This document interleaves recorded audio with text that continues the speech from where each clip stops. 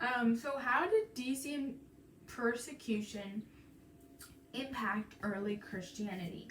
So, although Decius may have failed in his goal to remove Christianity from Roman culture, he managed to do substantial harm to the early church and its theology.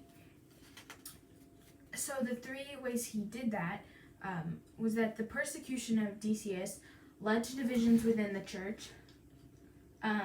It made a culture that emphasized martyrdom, and it popularized relic collection. So firstly, the Decian persecution caused division within the church, as most things did.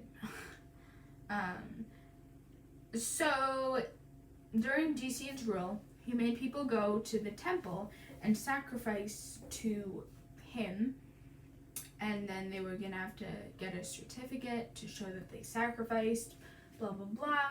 So Christians had to figure out what they were going to do in this situation.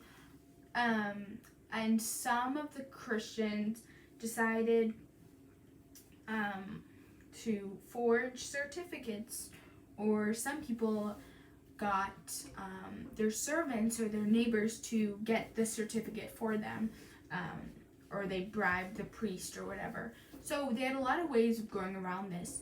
And then some Christians were like, what the heck, like, it's just a sacrifice. God knows it doesn't mean anything. So they would sacrifice. And then there was another group of people that refused to sacrifice, would not get the certificate, and those people were the martyrs. And those were the people that were killed during the Decian persecution. So after all of Decian's rule, the church was left to figure out what to do with all these people that had made the sacrifices or paid people to get the certificate for them.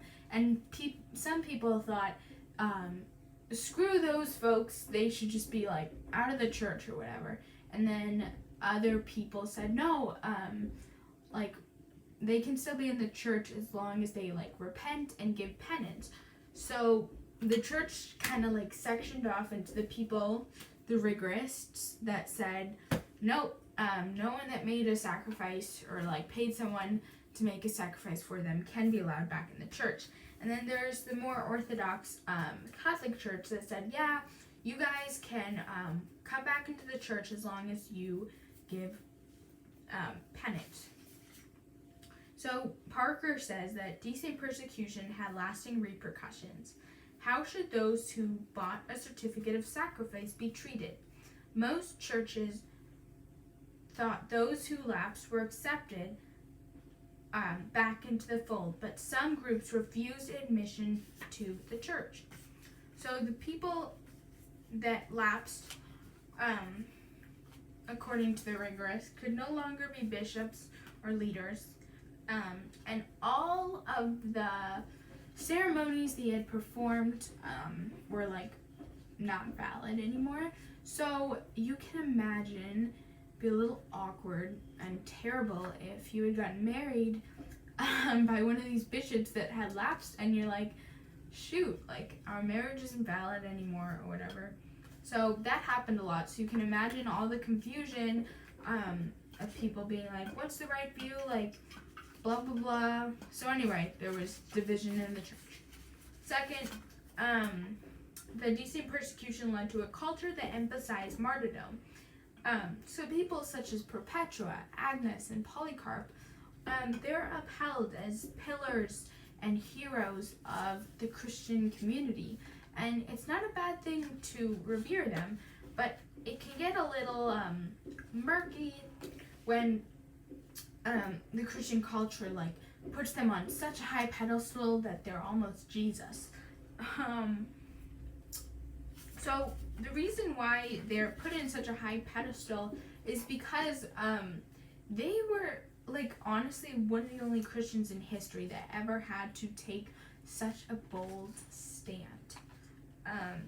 Because after the Edict of Milan, Christianity was legalized and accepted, so you didn't really have to put your everything into it. You could just like go to church. But during the Decian persecution, you really had to decide where you stood, and you couldn't stand on the fence. You had to either not be a Christian, or you had to say, no, I'm a Christian, and those people died. So you can see that it makes sense that these people were upheld. And Paula Fredrickson says, we don't have tens of thousands of people being martyred. What we do have is tens of thousands of people admiring the few who are martyred.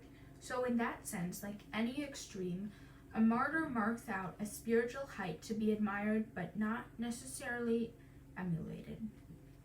So that kind of sums it up. Tens of thousands of people are admiring the few who are martyred, and the martyrs, like any spiritual extreme, they're like the high point of Christianity. So yeah, and in the 3rd century,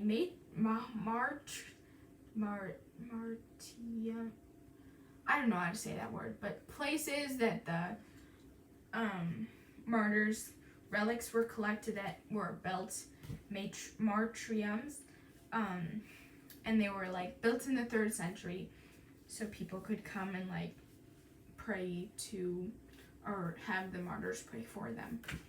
So I think to end this point, Dr. Parker sums it up well when he said, while we should honor the memory and testimony of martyrs, we should always be careful to focus on their God rather than on them.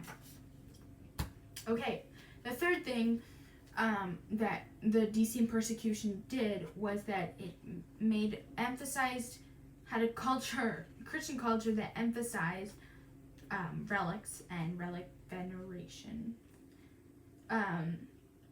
So we kind of got into this in the second point, but these martyriums or whatever were created, and the relics of the saints were kept there. So relic is basically the remains of a martyr or person, and Christians decided we should start collecting these to remember the martyrs. So it says that the Christians took the bones of Polycarp, which were more valuable than gold, and laid them in a suitable place where the Christians may gather together in gladness and celebrate the anniversary of martyrdom. So yeah, that's kind of how this culture started. So yeah, there was discourse, of course, about how and if the relics should be collected and if they should be so worshipped.